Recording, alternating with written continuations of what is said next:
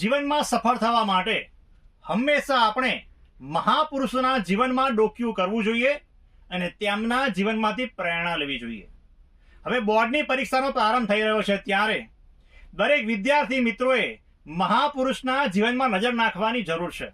અત્યાર સુધી બોર્ડના વિદ્યાર્થી તમે ખૂબ મહેનત કરી હશે, કદાચ નહીં કરી હોય અને મહેનત ઓછી પડતી હોય તો હવે ખાસ મહેનત કરવી જોઈએ, કારણ કે દિવસો હવે નજીક આવી ગયા છે. હવે બોર્ડના વિદ્યાર્થીઓએ મોબાઈલ ફોન, ફેસબુક, સોશિયલ મીડિયાથી દૂર રહેવું જોઈએ. તમે સૌ કોઈ નામ સાંભળ્યું હશે, ડોક્ટર એપીજે કલામ સાહેબ.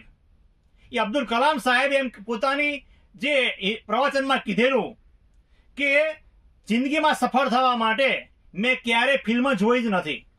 ફિલ્મ જોવાથી 3 કલાક બગડે છે એવું નથી, પણ 3 કલાકની ફિલ્મ જોયા પછી અનેક કલાકો સુધી એની અસર આપણા મગજ ઉપર રહે છે.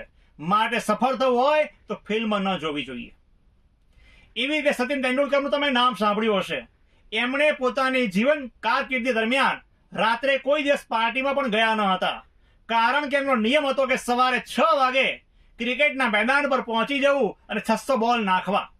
તો એમણે નાઇટ પાર્ટીઓને ત્યાગી હતી. એમ આપણે પણ જીવનમાં હવે આગળ વધવું હશે, પરીક્ષામાં સારા માર્ક લાવવા હશે તો અબ્દુલ કલામ સાહેબ અને સચિન તેંડુલકરના જીવનમાંથી પ્રેરણા લેવી જોઈએ અને ભણવામાં ખાસ ધ્યાન આપવું જોઈએ. સખત પુરુષાર્થ કરવો જોઈએ. થોડા દિવસો મહેનત કરીશું તો આપણું આખું વર્ષ સારું જશે અને આપણું જીવનની કારકિર્દી સારી રીતે આપણે ઘડી શકીશું.